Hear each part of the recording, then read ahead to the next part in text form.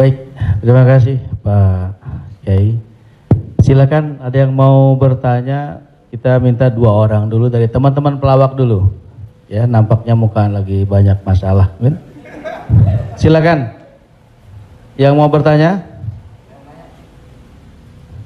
Adek. Adek Jigo. Bismillahirrahmanirrahim. Assalamualaikum warahmatullahi wabarakatuh. Terima kasih Ustadz. Kebetulan saya pribadi juga sebagai komedian Ustadz. Dan mewakili teman-teman semua, kakak-kakak, abang-abang semua. Kita di panggung itu selalu menghibur. Namun ketika momen ada sesuatu yang harus kita keluarkan, kadang menjatuhkan orang. Mulai dari fisik, mencela dan lain-lain. Yang saya mau tanyakan, apakah dengan niat kita menghibur menjadi catatan, apakah menjadi catatan dosa untuk kita? Terima kasih Ustaz. Ada seorang ulama dipanggil Imam Abu Hatim, tapi kemudian di ujung namanya itu ditambahkan kata Al-Asam. Asam diambil dari kata summum, bukmun, omyun. Omyun buta, bukmun bisu, summun tuli, peka. Jadi Abu Hatim Al-Asam artinya Abu Hatim peka, tuli. Secara bahasa itu menjatuhkan orang. Siapa itu? Itu Abu Hatim peka, Abu Hatim tuli. Karena ada beberapa orang, ada Abu Hatim, yang ini Abu Hatim peka, tuli. Tapi kenapa nama itu tetap tersemat di belakang namanya? Dan tidak ada ulama yang melarang menggunakan peka itu di belakang namanya. Karena dia tidak merasa dijatuhkan dengan itu. Lalu kemudian itu pula tidak menjatuhkan dia di depan orang banyak. Apa sebab kronologis dia dipanggil Al-Asam? Dia seorang ulama. Suatu ketika dia sedang duduk, datang seorang anak gadis bertanya fatwa kepada dia. Saat anak gadis itu bertanya fatwa tentang hukum halal haram suatu masalah, mungkin karena wallahu alam bisawab atau saking groginya atau kentut anak gadis itu di depan dia. Dia ingin menjaga marwah, harkat, martabat anak gadis ini supaya jangan sampai merasa malu, maka dia diam pura-pura nggak dengar. Akhirnya anak gadis itu nggak jadi malu, pulang dan dia cerita ke orang lain. Aku tadi mengalami begini dan aku kentut di depan Imam Abu Hatim. Terus apa komen dia? Ternyata Abu Hatim itu peka. Dipanggil orang Imam Abu Hatim Al-Asam, peka. Sampai akhirnya setelah anak gadis itu meninggal, Imam Abu Hatim Al-Asam panjang umurnya, meninggal anak gadis itu, barulah Abu Hatim mengatakan, aku sebetulnya nggak peka, hanya ingin menjaga kehormatan dirinya. Jadi kisah Abu Hatim Al-Asam dapat kita pahami 2 makna. Satu sisi ada saatnya kita menjaga kehormatan orang sampai mati dia. Tapi ada satu sisi kalimat yang nampaknya menjatuhkan sebenarnya tidak menjatuhkan selama kita masih saling paham, saling memahami, saling mengerti. Ada kata-kata yang mungkin kita gunakan tapi menjatuhkan dia. Padahal sepertinya pujian. Tapi ada kata-kata yang sepertinya. Jadi kalau sudah saling memahami, orang pun mengerti, maka dia tidak menjadi suatu celaan. Ya ayyuhalladzina amanu, hai orang beriman, ijtanibu katsiran minadh-dhann, jauhilah prasangka buruk, inna ba'dadh-dhanni itsmun, wala tajassasu, jangan mencari-cari kesalahan orang, wala yaghtab ba'dukum ba'dha, jangan ribah membicarakan aib orang lain, la talmizu bil alqab, janganlah kamu menggunakan gelaran-gelaran yang jelek. Bukankah tuli itu gelaran yang jelek? Iya. Tapi saat itu digunakannya bukan untuk menjatuhkan dan mereka saling memahami tentang hal itu. Wallahu a'lam bishawab. Baik Ustaz, satu pertanyaan seputar dunia entertain. Ketika orang memerankan misalnya, mohon maaf lahir batin, main film seks, selama film itu diputar terus, sementara orangnya udah hijrah, dan saat ini film itu diputar, itu jariahnya seperti apa tuh Ustaz? Nah, ini mohon maaf lahir batin Ustaz. Hah?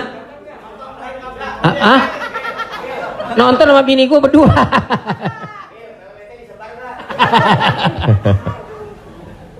Man sanna fil islami sunnatan hasanatan, siapa yang membuat perbuatan yang baik, falahu ajruha, dia dapat pahalanya, wa ajru man amila biha, dan orang lain yang terinspirasi dengan itu Jadi kalau Paski membuat rumah tahfiz, lalu kemudian komunitas-komunitas yang lain terinspirasi dengan itu, maka dapat pahala min ghairi an yanqusa min ujurihim syai'un.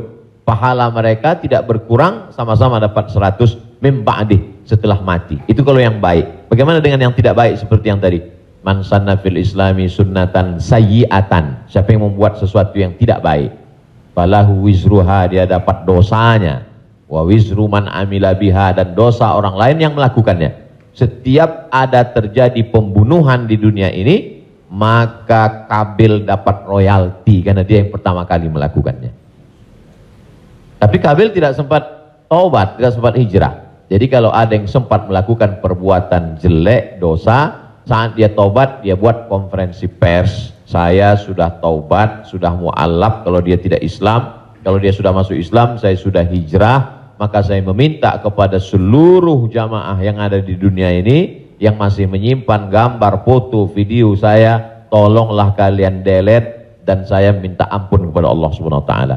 Lebih daripada itu sudah di luar kuasa dia. La yukallifullahu nafsan illa wus'aha. Allah tidak membebani orang lebih daripada usahanya.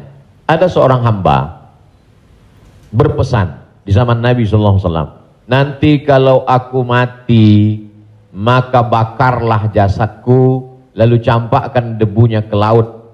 Kenapa? Karena aku takut bertemu dengan Allah Subhanahu wa taala atas segala dosa-dosaku. Disampaikan kepada Allah Subhanahu wa taala, kata Allah, aku ampuni hambaku itu karena masih ada rasa takut dalam hatinya. Makanya khotib naik ke atas mimbar, pesannya ittaqullah, takutlah kepada Allah. Kenapa kurban Habil diterima, kurban Kabil tidak diterima? La imbasatta ilayya yadaka litaqtulani, andai kau ambil batu besar untuk kau timpakan ke atas kepalaku, kata Habil, ma ana bi basiti yadiya ilaika liaqtulak, aku tidak akan membalas untuk membunuh wahai saudaraku. Kenapa? Inni akhafullah, aku takut kepada Allah Subhanahu wa taala. Saya yakin Mas, Abang yang berprofesi dalam dunia keartisan ini, apa yang membuat hijrah ini? Masih ada rasa takut di dalam hati.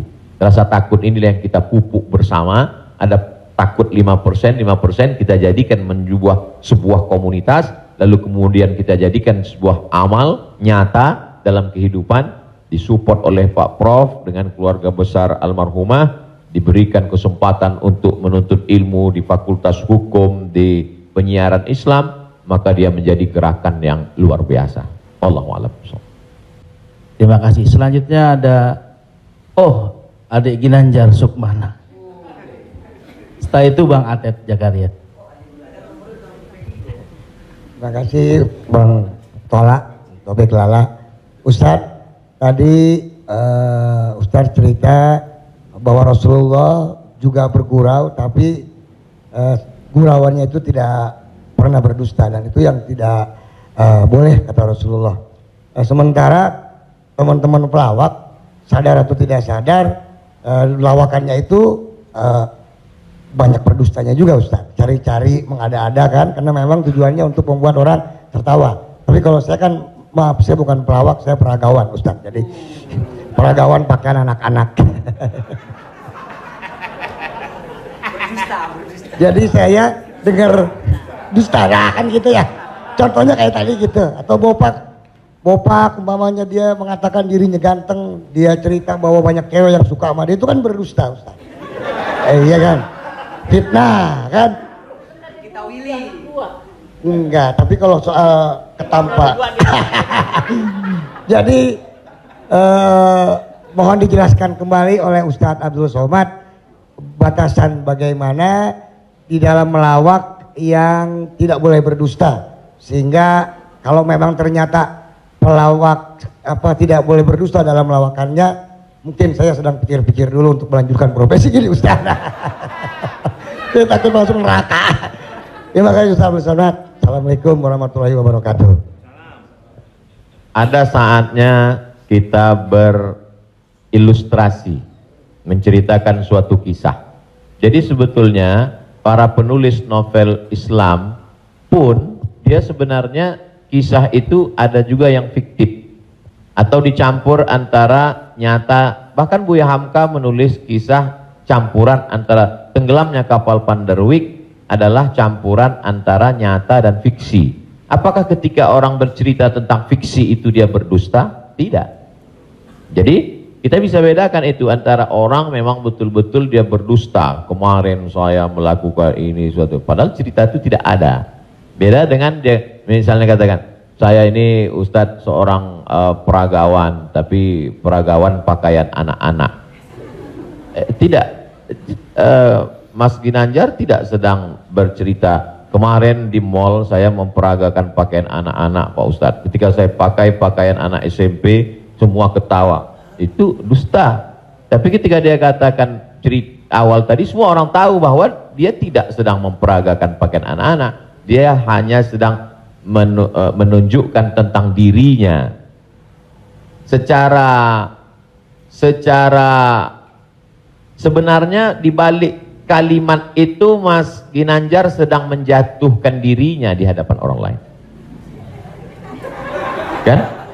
Dan kita tertawa dengan dia menjatuhkan dirinya. Mohon maaf, bahwa beliau mengatakan fisik saya seperti anak-anak dan saya andai pun menjadi peragawan hanya sesuai memperagakan pakaian anak-anak.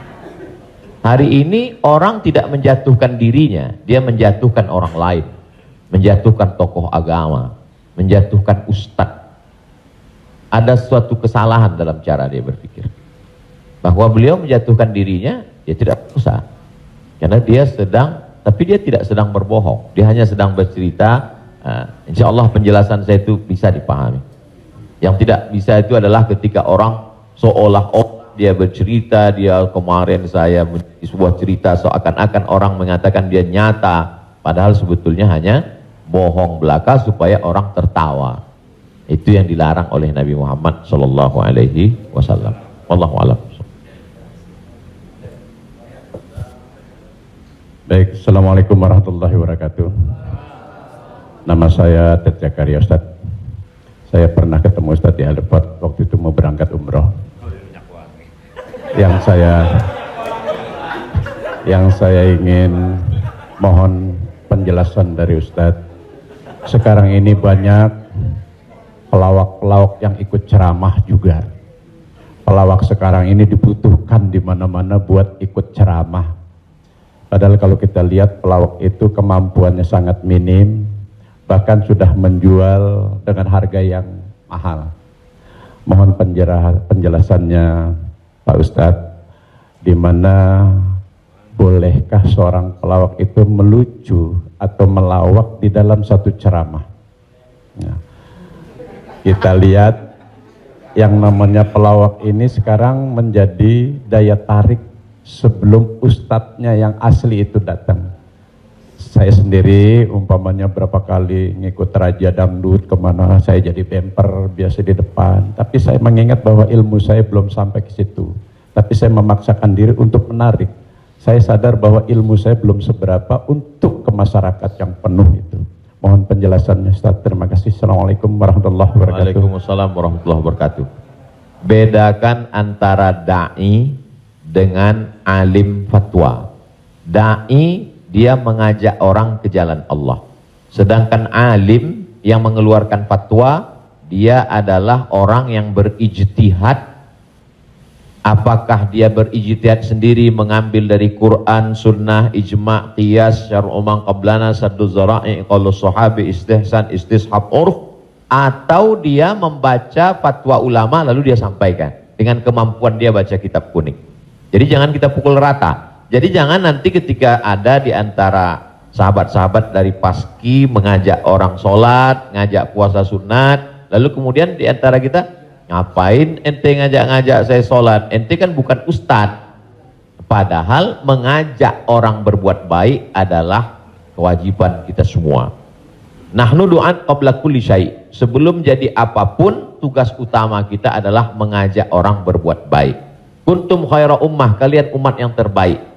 Kapan kita menjadi umat yang terbaik? 3. Ta'muruna bil ma'ruf, ajak orang buat baik. Wa tanhauna 'anil munkar, larang orang buat mungkar. Wa tu'minuna billah, beriman kepada Allah. Jadi kalau hanya sekedar ngajak orang sedekah, ngajak donasi buat rumah tahfiz, ngajak ngumpulin beras untuk santunan yatim fakir miskin, maka pelawak boleh, penyanyi boleh, polisi boleh, siapapun. Karena itu tugas sebagai seorang muslim, amar ma'ruf nahi mungkar. Yang tidak benar itu adalah ketika dia sudah dianggap sebagai ustadz dan ditanyakan suatu masalah dan dia terdesak, akhirnya dia bicara padahal dia tidak mengerti.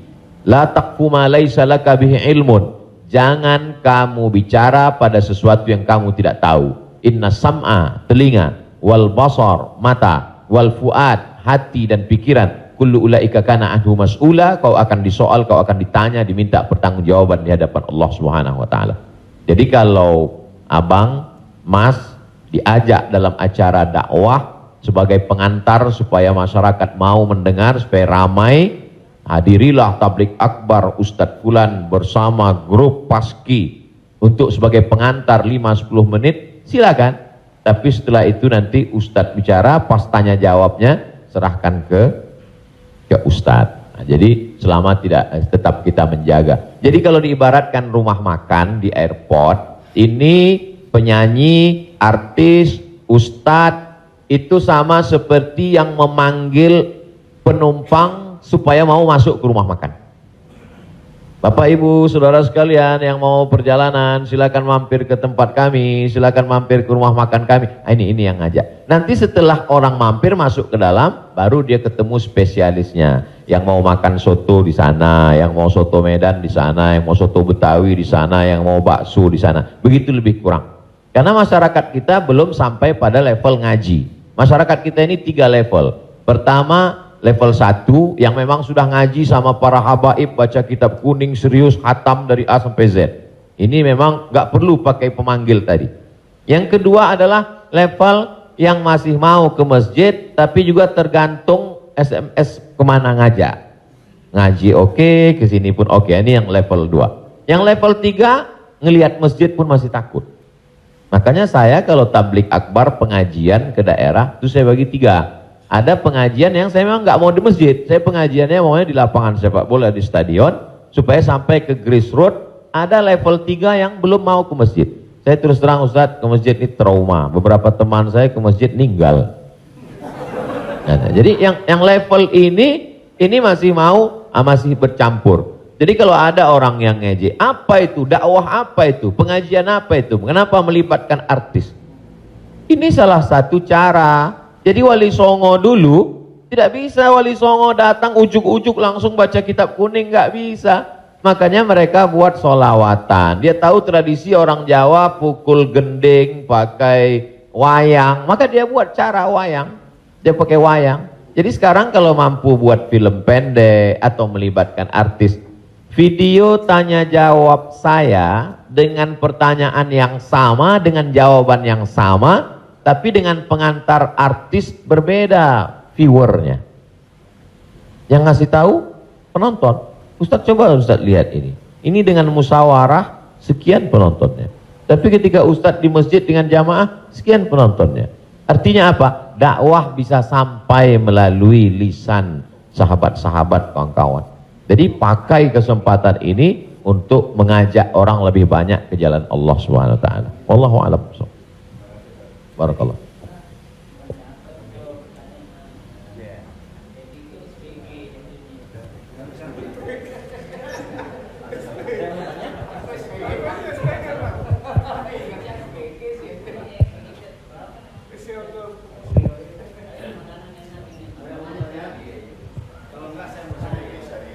Assalamualaikum Pak Ustaz. Kalau tadi Pak Ustaz saya belum. Udah Pak. Apaan? Mesti pakai. Saya belum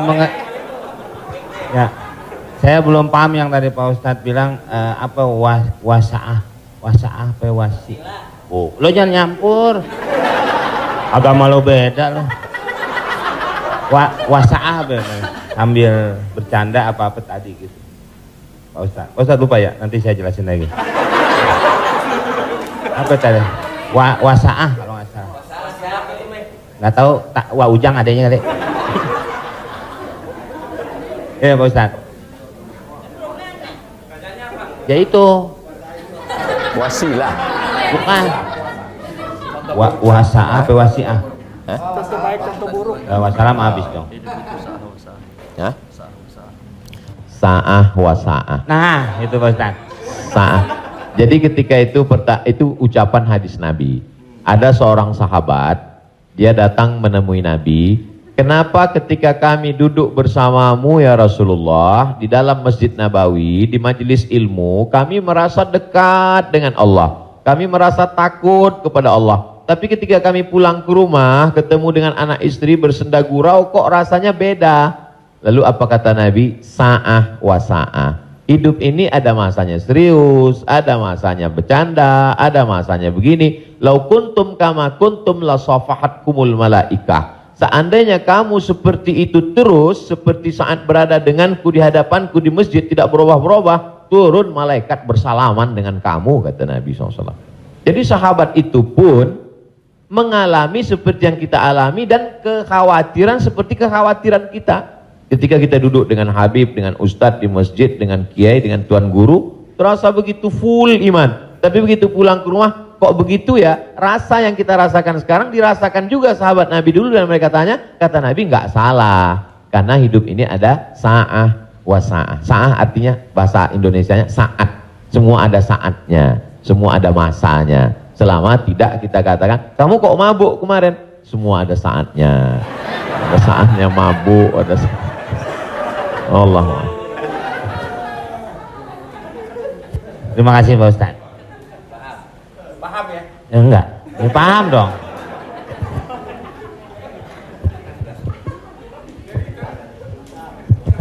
Mungkin dari sini ada. Tapi satu lagi pertanyaan, saya mau nanya. Pak Ustadz, ini masalah saya pribadi. Jadi saya ya ada masukan juga ketika hukum riba. Mobil itu ya, itu umum ya kan. Jadi mobil kita jual, kemudian kita coba berusaha cash. Saya untuk menghilangi kredit. Nah, saya mau tanya, ini juga amanat dari keluarga saya, dipastikan lagi. Boleh nggak, Kiai, kita kredit mobil? Padahal padahal ini menjadi hal penting bagi saya untuk mobilisasi kemana gitu. Saya punya anak kan baru kelar UIN. Jadi ini saya lagi diceramai gitu. Papa sudah lah Pak, jual Pak. Kita nggak usah dibeli, lillahi ta'ala aja. Ya saya bilang ini lillahi ta'ala, agak-agak susah nak, saya bilang gitu. Tapi ini real, saya jual, saya mencoba untuk beli cash, nungguin cash lama. Jadi jangan suka buka aib orang, Mbak.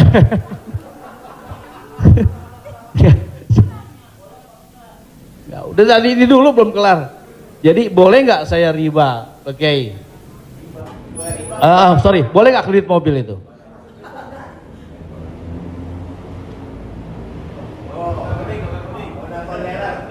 Alhamdulillah CRV jadi baru gue. Buka Google, ada tulisan saya di situ. Nanti Bapak, Ibu, Abang, Mas share ke teman-teman. Buka Google, tulis di situ Somad Morocco, SOMADMOROCCO, Somad Morocco, SOMADMOROCCO, Somad Morocco, spasi kredit, sudah, enter.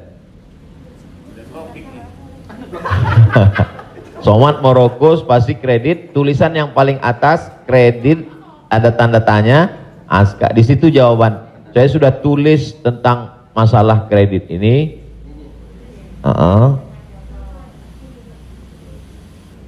Di situ.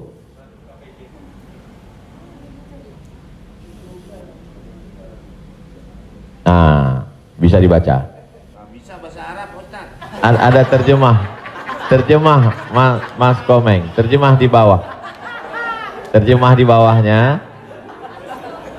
Terjemah di bawah.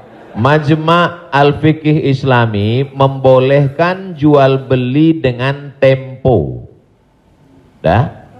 Membolehkan jual beli dengan tempo, jangka waktu, garis miring kredit pada konferensi ke-6 yang dilaksanakan di Jeddah pada tahun 1990 dalam keputusan tersebut. Jadi jual beli dengan tempo kredit itu boleh. Bawah, ini penjelasannya. Yang bawah langsung bahasa ke jawaban. Jual beli kredit itu tidak ada keberatan di dalamnya, boleh jika waktu dan tambahannya diketahui. Dibayar dalam waktu 2 tahun. Dibayar dalam harga 200 juta. Dicicil 1 bulan 15 juta misal, 10 juta, 12 juta. Meskipun harga kredit lebih mahal daripada kontan. Karena penjual dan pembeli sama-sama mendapat manfaat. Penjual mendapat manfaat tambahan harga dan pembeli mendapat manfaat tempo jangka waktu. Disebutkan dalam Sahih Al-Bukhari. Apakah di zaman Nabi ada kredit? Ada. Dalam Sahih Bukhari, Sahih Muslim, bahwa barirah itu manusia. Waktu itu masih boleh jual manusia, hamba sahaya. Bahwa barirah dijual oleh tuannya dengan cara kredit selama 9 tahun. 1 tahunnya dibayar 40 dirham. Ini menunjukkan bolehnya jual beli kredit. Kesimpulannya, uang dengan barang boleh, tapi uang dengan uang riba. Prof, saya pinjam uang 200 juta. Nanti saya bayar 220. Haram, riba. Tapi ketika saya beli mobil, Prof, saya cicil tiap bulan, maka lunas dalam waktu 1 tahun, itu tidak riba karena akadnya uang dengan barang. Yang jadi masalah ketika kita pergi ke dealer untuk beli mobil, kita katakan kita tidak punya uang cash, dia tidak mau langsung transaksi dengan dia, tapi dia akan libatkan pihak ketiga, penyedia keuangan. Pada akhirnya transaksi kita adalah uang dengan uang. Uang dengan uang, bukan uang dengan barang.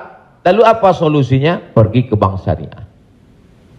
Kenapa di bank syariah uang dengan barang? Assalamualaikum, waalaikumsalam. Bank syariah, saya mau beli mobil. Terus mau pinjam uang. Kata bank syariah, kami tidak melayani peminjaman uang dengan uang, karena uang dengan uang berbunga haram. Bapak sebetulnya mau beli apa? Mau beli mobil. Kata orang bank syariah, mobilnya kami beli. Bank syariah membeli mobil.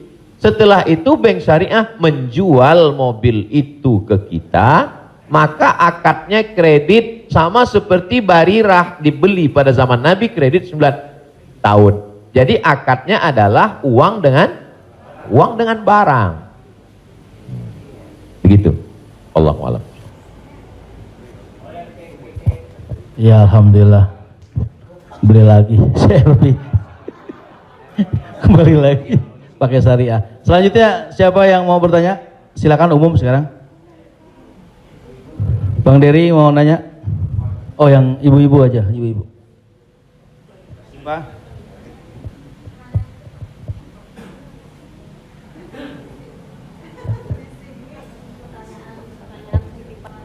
Jadi Ustadz, mohon maaf Ustadz, tadi di garis bawahin lagi. Jadi artinya leasingnya yang nggak boleh ya Ustadz. Misalnya kita beli kepada dealer mobil, kita bercicil kepada yang punya dealernya boleh. Tapi kalau kita minta dari kayak sekarang banyak perusahaan-perusahaan leasing, itu yang tidak boleh. Maksudnya itu Ustadz.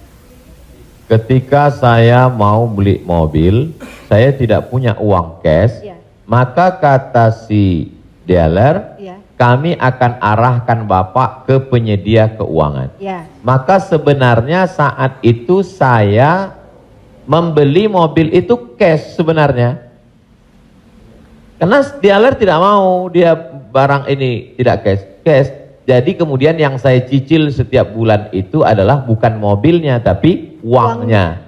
Maka saya terjebak pada rentenir, riba, bahasa kerennya leasing segala macam. Inilah yang menyebabkan haramnya karena transaksinya adalah uang dengan uang. Lalu solusinya mana Ustadz? bank syariah. Iya.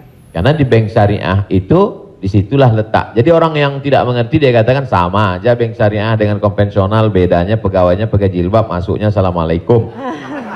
Enggak. Perbedaan dalam jual beli dalam Islam itu adalah pada akadnya.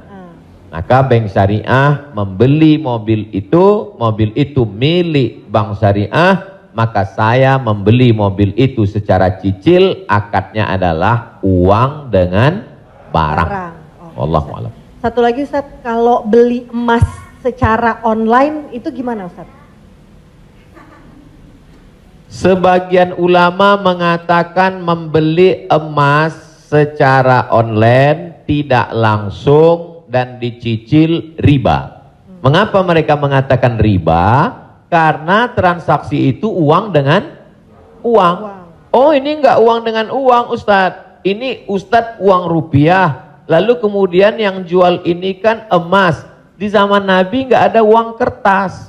Di zaman Nabi hanya ada dua uang. Yang pertama dinar, uang emas. Yang kedua dirham, uang perak. Maka ketika saya beli emas tidak cash, maka sesungguhnya akadnya adalah uang dengan uang rupiah dengan uang emas. Itulah orang yang mengatakan nggak boleh beli emas kalau nggak cash, karena transaksinya uang dengan uang. Tapi pendapat kedua mengatakan boleh beli emas kredit tidak cash. Kenapa? Karena zaman sekarang emas sebagai komoditi, emas sebagai barang, emas bukan sebagai uang. Dan fatwa Majelis Ulama, fatwa Ormas Islam kontemporer mengatakan boleh beli emas tidak cash karena emas zaman sekarang bukan uang. Emas sekarang adalah barang. Jadi sama dengan kalau saya beli mobil boleh kredit, maka beli gelang juga boleh karena bukan uang dengan uang. Di situ letak sebab boleh tidak bolehnya. Wallahu a'lam.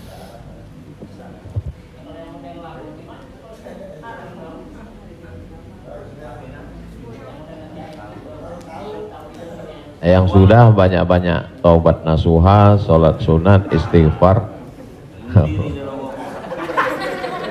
Kalau sedang dalam proses bisa dibom, ada aset yang bisa dijual untuk ngebom supaya selesai, jual lah.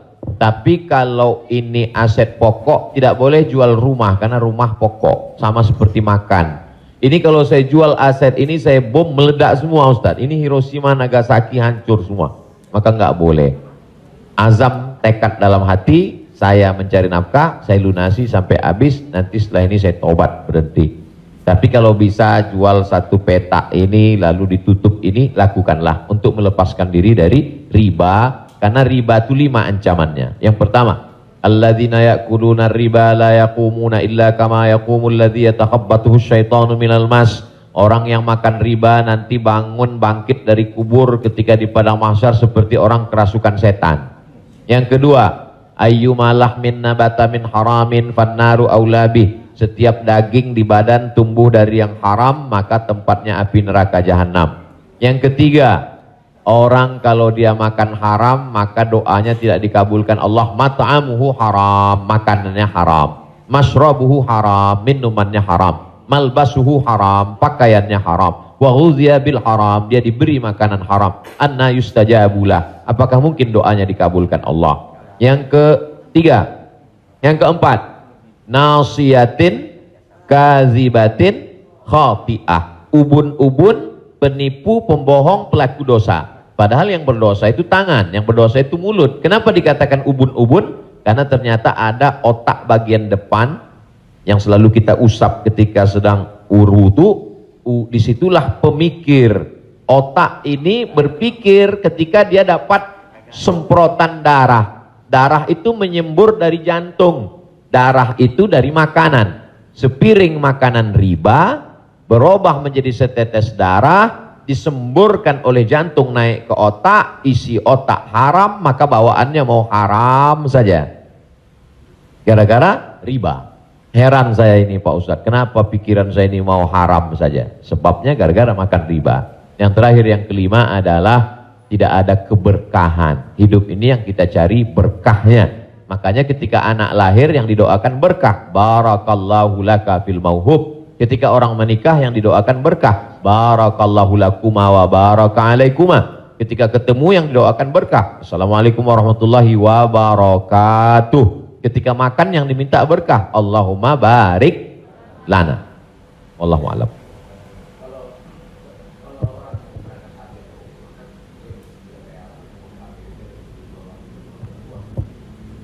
Transaksi uang dengan uang boleh dengan syarat yadan biadin, langsung cash.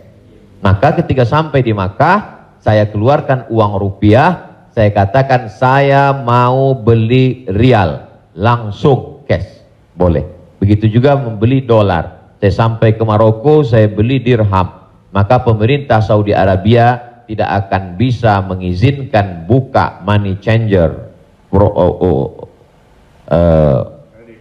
uang, pertukaran uang ini kalau tidak ada fatwa dari ulama. Mereka amat sangat ketat. Jadi boleh tukar ini selama dia langsung dan cash di tempat itu, langsung jadi. Wallahu a'lam. Ustaz, Assalamualaikum. Ustaz, saya mau nanya Ustaz, berkaitan dengan kredit tadi, ada juga selain kredit namanya gadai Ustaz. Gadai, tahu gadai Ustaz ya? Kalau nggak tahu saya jelasin.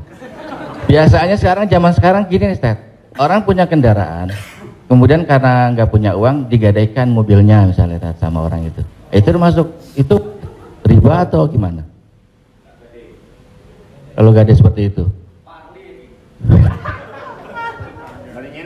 Imam yang paling tua di antara imam yang 4 itu namanya Imam Hanafi.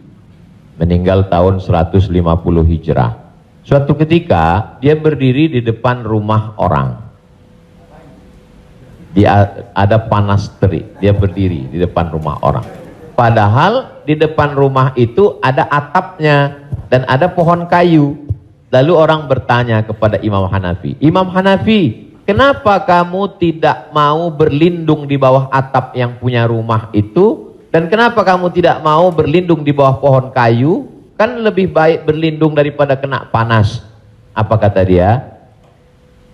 Saya meminjamkan uang pada orang ini dengan sistem gadai, maka saya tidak mau mengambil keuntungan dari dia. Ayyuma lahmin kullu qardin jarra naf'an fahuwa riba. Setiap gadai pinjaman kalau kita ambil manfaat maka itu berarti riba. Tidak mau bernaung di bawah atap rumahnya karena itu dianggap sebagai manfaat. Jadi manfaat tidak hanya sebagai uang tapi juga manfaat sampai sekecil itu dia menjaga dirinya. Jadi gadai dalam Islam hukumnya boleh, tapi jangan ambil manfaat dari gadai. Yang terjadi sekarang adalah orang mengambil manfaat dari gadai. Saya punya uang, lalu kemudian ada orang mau pinjam uang, saya tidak percaya dengan dia. Ustadz pinjam uang 100 juta, saya nggak percaya. Kalau Ustadz nggak percaya, ini sawah saya 1 hektar. Ketika dia kasih sawahnya ke saya, maka sawah itu cukup sebagai jaminan. Tapi yang dilakukan orang sekarang adalah sawah itu dia tanam padi, dia ambil hasilnya. Hasilnya itu riba. Maka sekarang orang kaya makin kaya, yang miskin makin miskin. Bagaimana dia mau bisa menebus uangnya, orang sawah dia dipakai terus dan uangnya diambil. Maka yang punya uang makin kaya, yang minjam makin miskin. Padahal dalam Islam mestinya cukup suratnya saja dipegang. Kamu kalau mau garap sawah ini garaplah, nanti bayar hutangmu. Itu akhlak dalam Islam. Akhlak itu yang dihilangkan oleh riba. Riba ini sangat kejam. Allahu a'lam.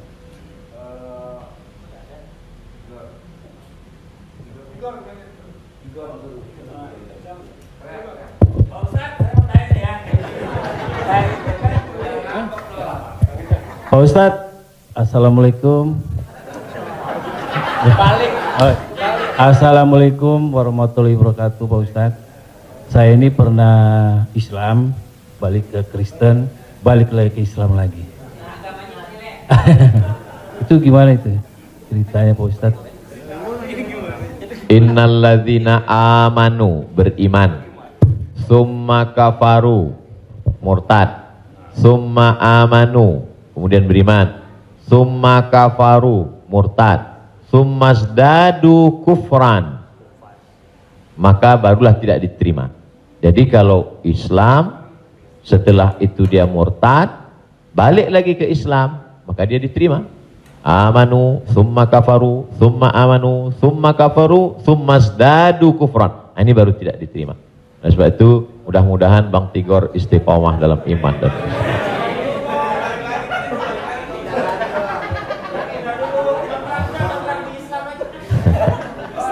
Agama lu kayak angkos bolak-balik.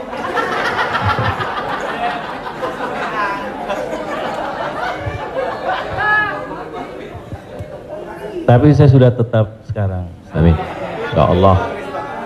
Saya udah umroh, Ustaz. Jadi Insya Allah.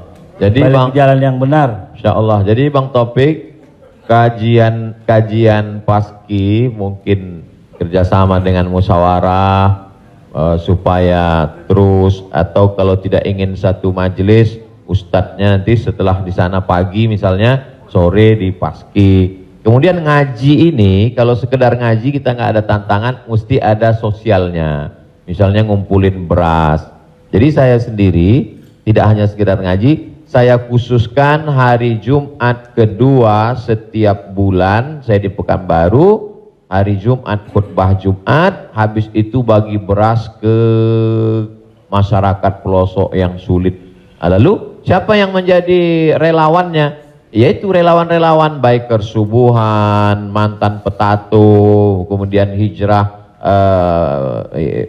pemuda hijrah. Karena kalau cuma ngaji, orang tidak ada tantangannya. Jadi saya ingin ke depan paski ngaji, kemudian ada gerakan dakwah, kemudian ada gerakan sosial, buat rumah tahfiz, lalu kemudian tidak hanya uang dari komunitas saja, buat yayasan, kami membuka rumah tahfiz gratis untuk yatim dan segala macam, kirim ke nomor rekening berikut ini, pasang pancingnya, Allah Ta'ala memberikan. Belajar kita dari yang dilakukan oleh almarhumah, 250 yatim 40 tahun, Prof.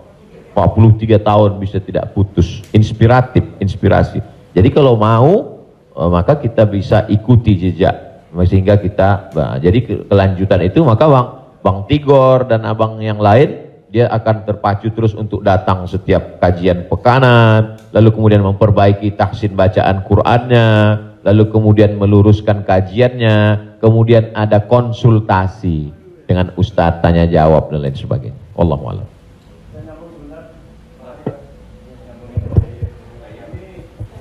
Apakah ada warisan? Karena kalau kita dengar dalam satu, kalau kita melayat, sering orang bilang kalau almarhum atau almarhumah punya utang piutang berhubungan dengan keluarga, sedangkan kita nggak tahu bahwa itu adalah riba, apakah termasuk warisan itu dosanya? Terima kasih. Tidak boleh harta warisan dibagi sebelum dilakukan dua hal. Yang pertama, mim ba'di wasiyatin, keluarkan wasiat. Wasiat hanya sepertiga total harta. Jadi kalau dalam surat wasiatnya, aku wasiatkan ruko ini untuk sekolah tahfiz. Total harga ruko 1 miliar. Sedangkan harta dia cuma 2 miliar. Maka yang jatuh menjadi wasiat hanya 666 juta. Sedangkan sisanya dibagi kepada ahli waris. Pertama, keluarkan wasiat, sepertiga paling banyak. Setelah keluar wasiat, mim ba'di wasiyatin yusabiha au dain. Dain, bayarkan hutangnya. Jadi kalau ada orang meninggal, hutangnya dibayarkan dari harta warisan.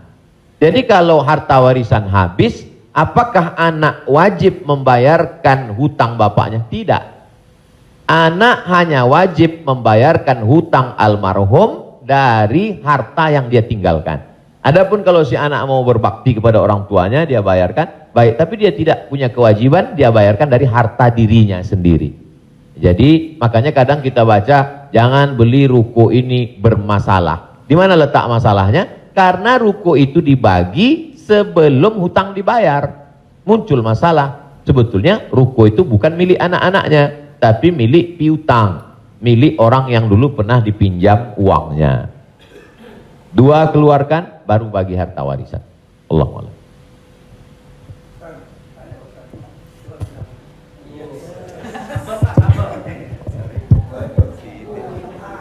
Terima kasih Pak Ustadz. Saya mau tanya tentang peminjaman uang.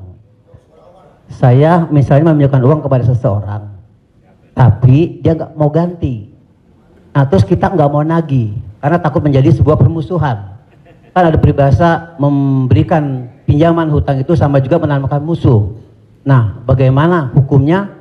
Apakah ini harus ditagih sama kita ataukah dibiarkan? Terima kasih Pak Ustadz. Assalamualaikum warahmatullahi wabarakatuh. Waalaikumsalam. Ayat yang paling panjang dalam Al-Quran, 1 halaman penuh, Al-Baqarah 282. Bukan tentang haji, bukan tentang puasa, tapi tentang perjanjian hutang piutang. Ya ayyuhalladzina amanu, wahai orang beriman, idza tadayantum bidainin, kalau kamu menjalin transaksi hutang piutang ila ajalim musamma, sampai batas waktu limit tertentu, faktubuh, tulislah. Wal yaktub bainakum katibun bil adli, hendaklah ada seorang penulis yang menulis dengan adil. Wastashhidu syahidaini min rijalikum, ada 2 orang saksi. Antadil, kalau tidak ada 2 orang laki-laki, wa maraat, 1 orang perempuan, wa maraatani, 2 orang perempuan. Antadilla ihdahuma fatudzakkira ihdahumal ukhra. Sedetil itu dalam Al-Qur'an. Jadi kalau saya menagih hutang, sesungguhnya bukan saya sedang mencari musuh, tapi menyelamatkan dia supaya dia dan anak cucunya jangan sampai makan haram. Kalau dia tidak sanggup, ayat yang kedua, fanaziratun ila maisarah, kasih sampai batas waktu dia lapang. Kamu bisa bayar kapan? Insya Allah 1 Mei Pak Ustadz. Tahun berapa? Tahun 2022. Oke, insya Allah Mei 2022 lapang. Tidak juga dia sanggup membayar, lebih banyak minyak kita nagih daripada uang yang mau ditagih. Masuk ayat ketiga. Wa antasaddaqu khairul lakum, kamu sedekahkan lebih baik. Aku sudah capek, asam uratku naik, asam lambungku kumat, kau ambil aja lah ini. Wa antasaddaqu khairul lakum, kau sedekahkan lebih baik. Yang menghafal ayat ini yang memberi pinjaman, bukan yang minjam. Sekarang yang menghafal ayat ini yang minjam. Ketika kita tagih, kapan kau bayar? Dibilangnya, wa antasaddaqu khairul lakum, kalau kau sedekahkan lebih baik. Allahu akbar.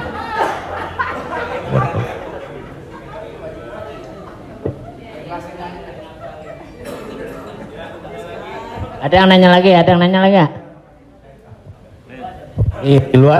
Di luar utang piutang. Saya mau tanya ini Pak Ustadz, kan kalau ada teman yang ulang tahun, kita suka bilang selamat ulang tahun, kita doakan semoga panjang umur. Sementara yang namanya ajal tidak bisa meleset 1 detik, tidak boleh kurang dari 1 detik, tidak boleh lebih dari 1 detik. Lalu bagaimana kita percuma kita berdoa seperti itu dong Ustadz? Iya kan? Ya itu, enggak ya? Terima kasih Ustaz. Man ahabba ayyubsata lahu fi rizqihi, siapa yang mau dilapangkan rezekinya, wa yunsa'alahu fi atharihi, mau dipanjangkan umurnya, falyasil rahimahu, hendaklah dia menyambung tali silaturahim. Katanya dengan silaturahim umur bertambah. Padahal dalam ayat Quran, idza jaa ajaluhum, kalau ajal sudah sampai, la yastakhiruna sa'atan, tak bisa ditunda walau sesaat, wala yastaqdimun, tidak bisa dimajukan oleh saat. Apakah kontradiktif antara ayat dengan hadis dengan doa dari Mas Dery bahwa umur bisa bertambah? Tidak kontradiktif. Lalu yang kontradiktif itu apa? Pemahaman kita. Dijawab oleh Syekh Muhammad Mutawalli Asy'arawi, ulama besar dari Al-Azhar Kairo Mesir. Nama kitabnya Fatawa Al-Kubra, fatwa-fatwa besar, bahwa umur tidak ditambah, tapi doa panjang umur dan bersilaturahim panjang umur itu maksudnya kualitas umurnya bertambah. Ada orang yang umurnya 40 tahun tapi hafal Quran, berzikir, diisi dengan wakaf, infak, sedekah. Ada 40 rumah warung jatuh mati. Jadi yang dimaksud kita doakan, semoga Mas Dery dan semua paski kita semua panjang umur. Maksudnya umurnya berkualitas, berisi. Itu. Wallahu a'lam. Boleh? Ya. Boleh?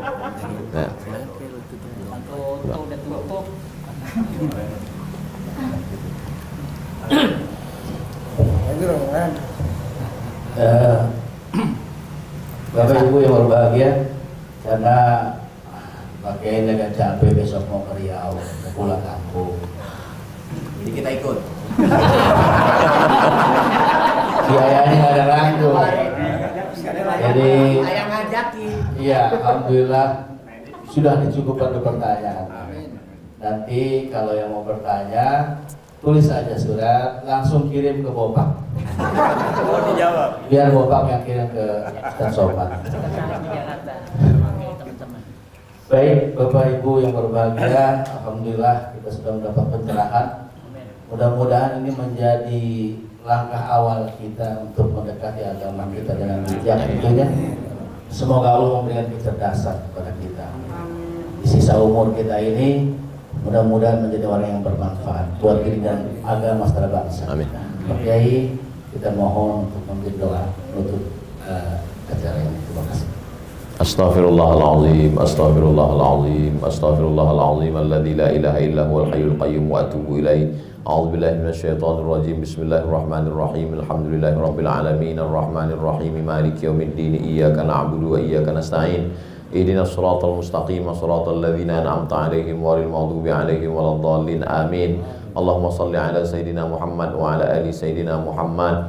Allahumma 'allimna ma yanfa'una, ajarkan pada kami ilmu yang bermanfaat ya Allah. Wanfa'na bima 'allamtana, yang sudah kami pelajari malam ini jadikan dia menjadi amal saleh ya Allah. Allahumma faqihna fid din, dalamkan ilmu agama kami. Wa 'allimna ta'wil, ajarkan kami pemahaman Al-Qur'an yang benar. Ya muqallibal qulub, engkau yang membolak-balikkan hati, sabbit qulubana, kokohkan hati kami ala dinik, dalam agamamu, ala ta'atik, dalam ketaatan kepadamu. Allahumma a'inna, tolong kami ala zikrika, supaya hati kami senantiasa berzikir mengingatmu, wa syukrika, selalu bersyukur kepadamu, wa husni ibadatik, selalu beribadah dengan ibadah yang terbaik. La tada'lana zamban illa ghafartah, wa la aiban illa satartah. Aib cacat kami banyak, tutupi dari hadapan manusia, dan tutupi pula ketika kami menghadapmu nanti ya Allah.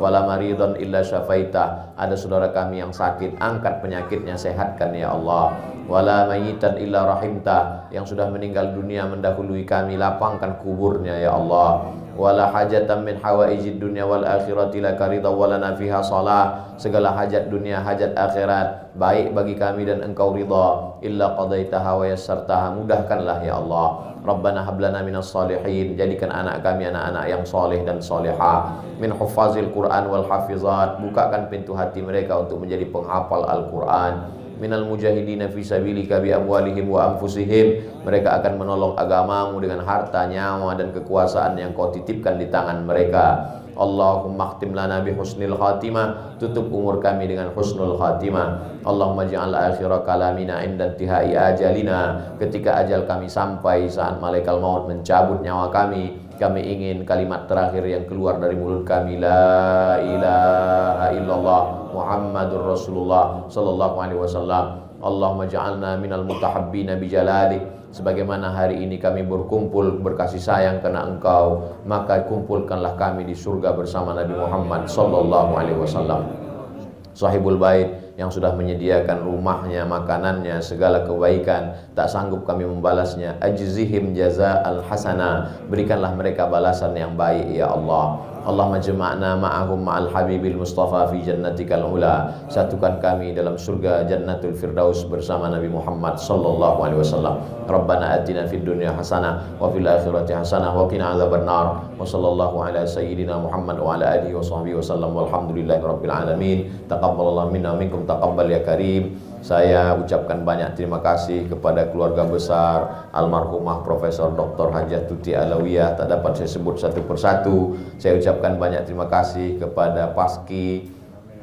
Malam ini amat sangat berbahagia, senang bisa saya bertemu dengan orang-orang yang selama ini saya senangi hiburannya, candanya, gurauannya. Mudah-mudahan Allah panjangkan umur mereka insyaallah. Jazakumullah khairul jaza. Wassalamualaikum warahmatullahi wabarakatuh. Waalaikumsalam warahmatullahi wabarakatuh.